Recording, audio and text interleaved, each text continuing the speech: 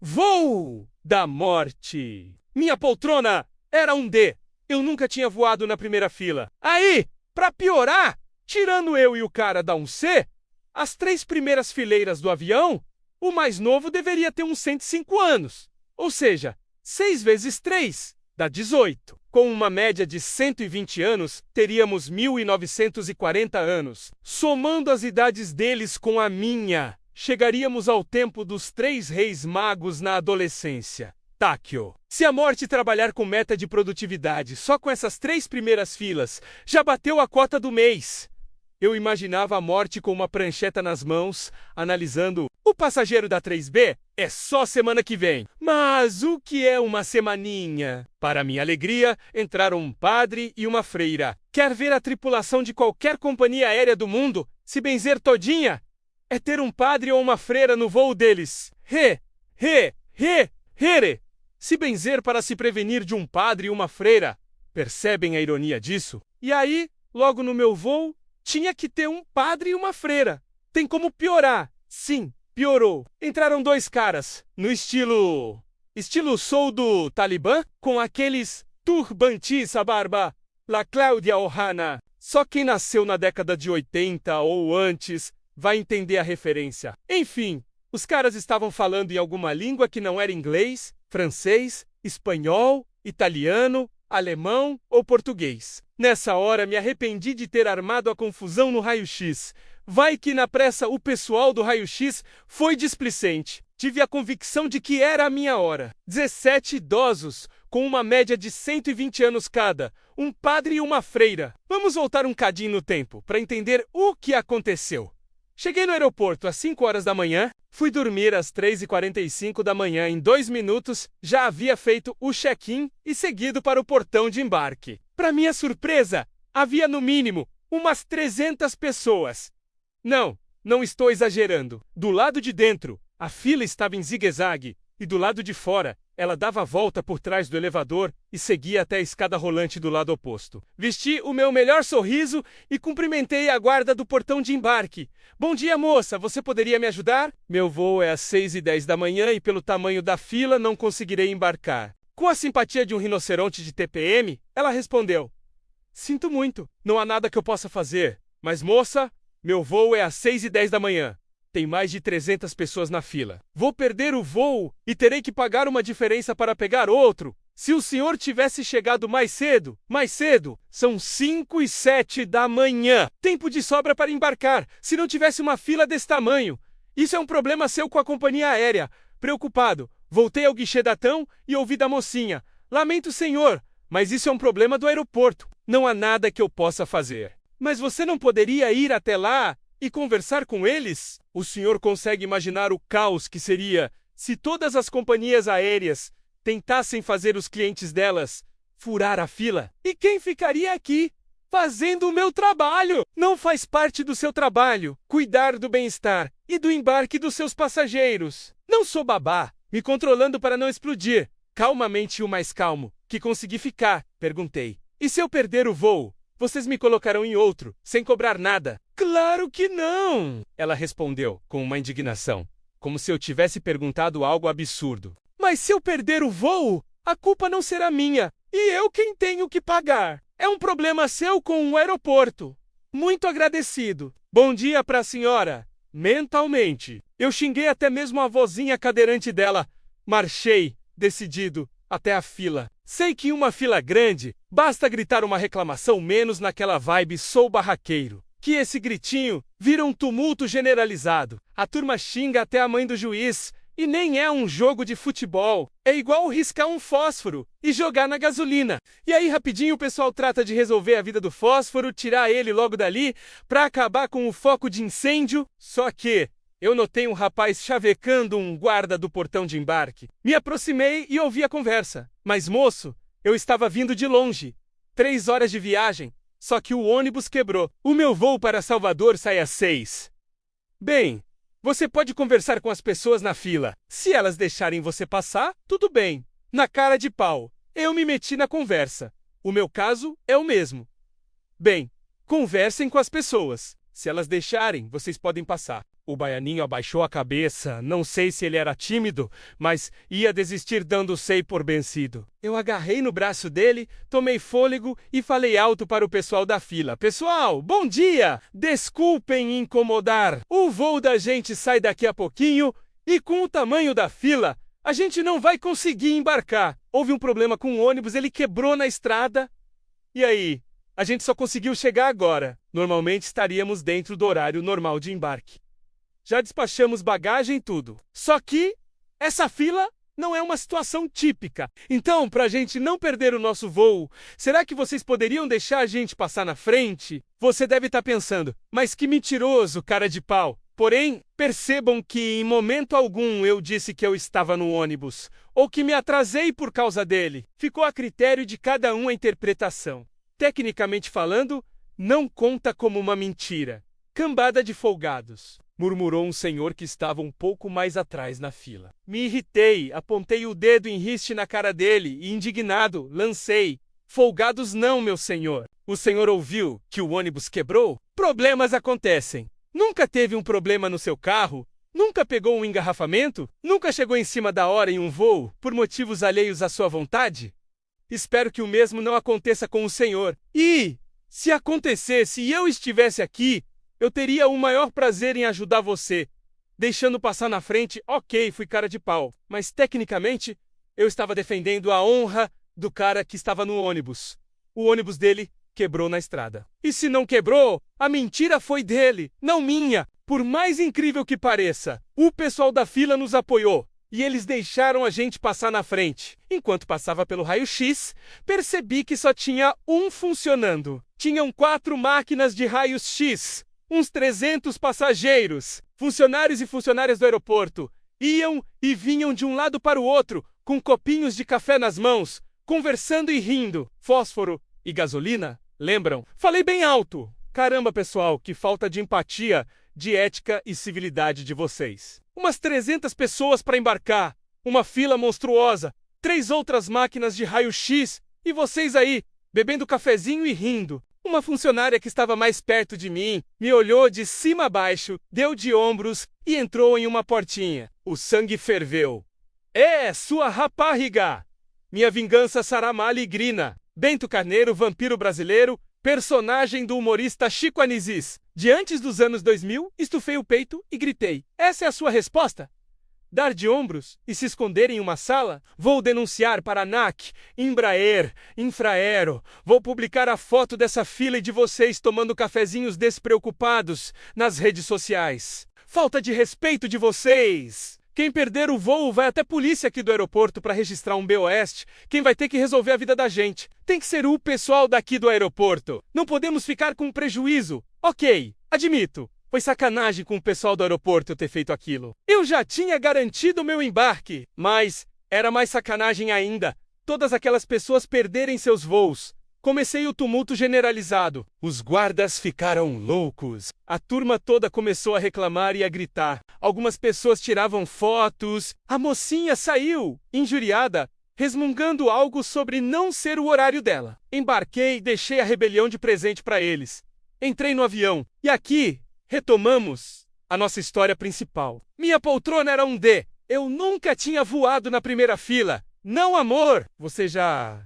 Tive a convicção de que seria a minha hora. 17 idosos com mais de 120 anos cada um, um padre e uma freira. Antes da decolagem, a comissária de bordo passou com uma cestinha com balas. Aquelas balas molinhas de caramelo. Peguei uma, abri e coloquei na boca. Primeira mordida. Minha boca encheu d'água. Quem recheia uma bala de caramelo com maracujá? Pior, não avisa. Detesto maracujá.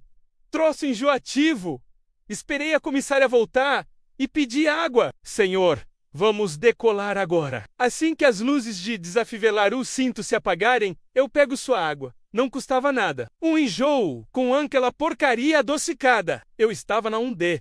Se eu esticasse o braço, poderia me servir sozinho. O que custava ela ter me dado a porcaria d'água? Para tirar o gosto ruim da boca, abri um saquinho de 200 gramas de M&M que eu tinha comprado e comecei a comer de um em um. O problema foi que a bala de maracujá me deixou enjoado. Então, o M&M me dava um alívio passageiro. O avião começou a decolagem e sacolejava mais que caminhão antigo subindo ladeira. Salivando cada vez mais, e eu, brilhantemente, empurrava um chocolate goela abaixo. Assim que liberaram desafivelar o cinto, corri para o banheiro. Tentei de todas as formas, mas não teve jeito. Vomitei um arco-íris de M&M's. Me senti aquela porcaria daquele meme que vomita um arco-íris. Bochechei, lavei o rosto e voltei para minha poltrona.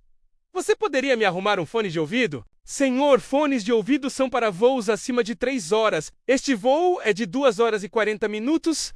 De próxima, acho que viajo para o Rio com escala no Acre. Assim teria fone e filme. O vídeo deles era um loop infinito de uma animação da Tão. Mesmo sem ouvir, eu já sabia de cor. Voltei a comer M&M's para tirar o gosto ruim da boca. O bom das poltronas da primeira fileira é que você não fica com a cadeira da frente apoiada no seu joelho.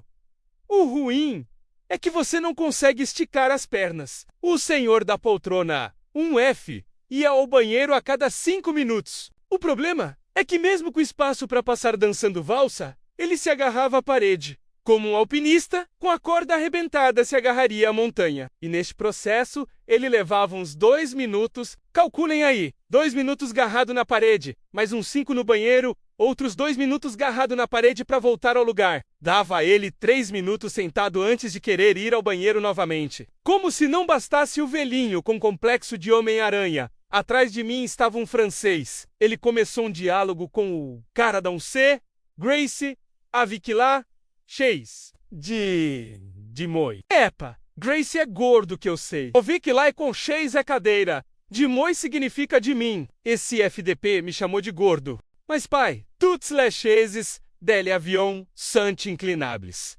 Entendi algo como pai. As cadeiras são reclináveis. O pai perdeu a paciência e começou a empurrar a minha poltrona com os 2 joelhos. E enquanto ele fazia isso, resmungou alguma coisa bem longa, que a única coisa que consegui compreender foi blá blá blá, whisky sachê, referência antiga a um comercial em que o dono falava um monte de coisas e o gatinho só entendia whisky sachê, merde brasilienne. Aí não. Brasileiro de mare. Não, nem a pau. Se nem a Alemanha disse isso da gente, depois de 7x1 na Copa. Não seria esse Zé Ruela de 2x1 na Copa de 1998 que diria. Levantei, olhei dentro dos olhos dele, apertei o botão. Levantei a cadeira e em seguida reclinei novamente. Continuei de pé fuzilando com os olhos.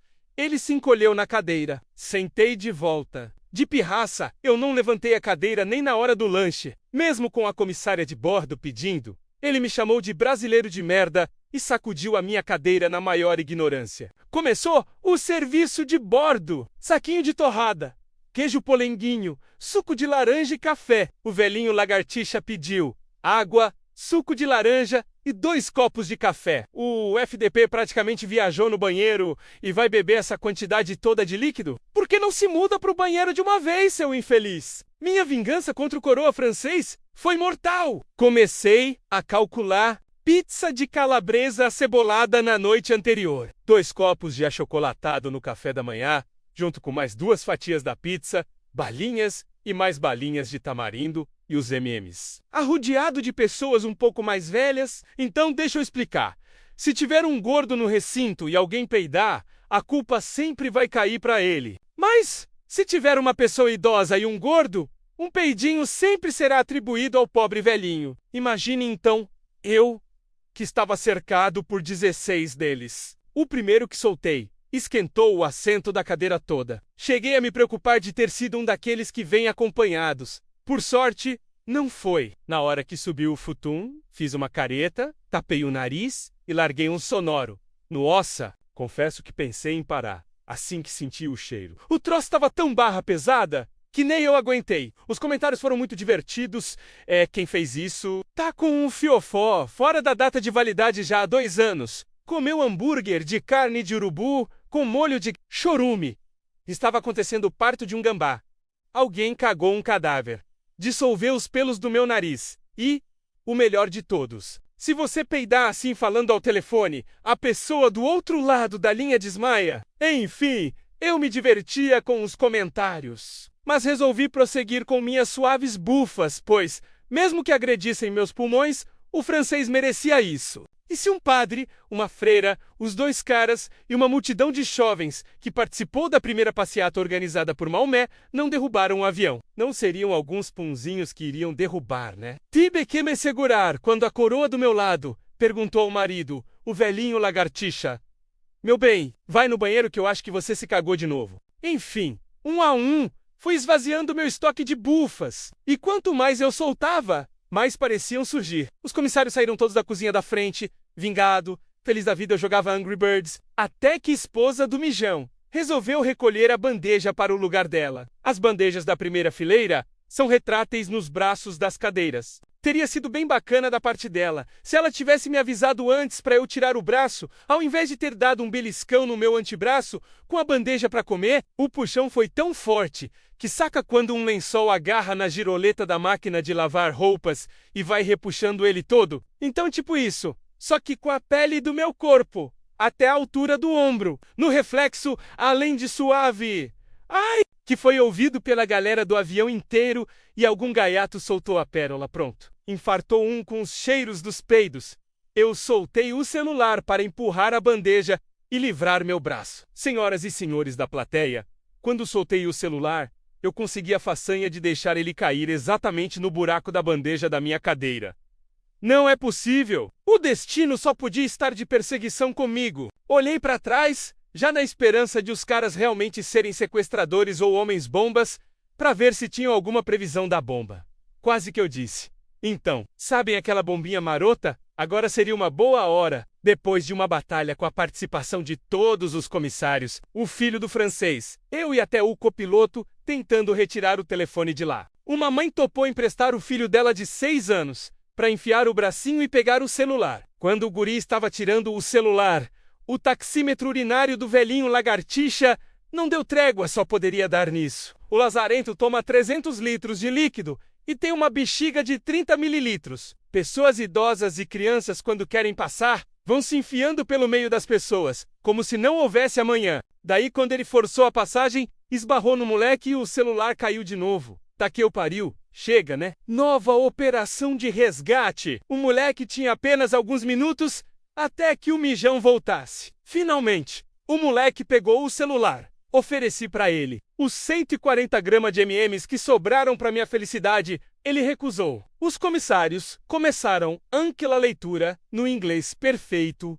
de praxe. Lady Six and Pimans, thank you for flying. Blá blá blá. Whiskas sachê. Blá blá blá. Chegaremos lá em 28 minutos. Ou seja, mais 28 minutos de vingança e tortura com o francês. O que para mim passou muito rápido, para ele deve ter durado uma eternidade. Quando eu estava desembarcando, a comissária de bordo me puxou para falar: "Nossa, moço, eu estava com uma pena de você. Tentei sinalizar para você ir lá para trás, por causa do cheiro. Mas você não percebeu. Não sei como você aguentou. Jura que você sinalizou lá de trás para eu ir lá para trás, atrás de mim? E eu não vi. Mas menina, hein?" Pensei, da maneira mais sarcástica possível. Ao invés disso, respondi: "Tava complicado mesmo. Mas ainda bem que o voo já acabou." Ah, se ela soubesse,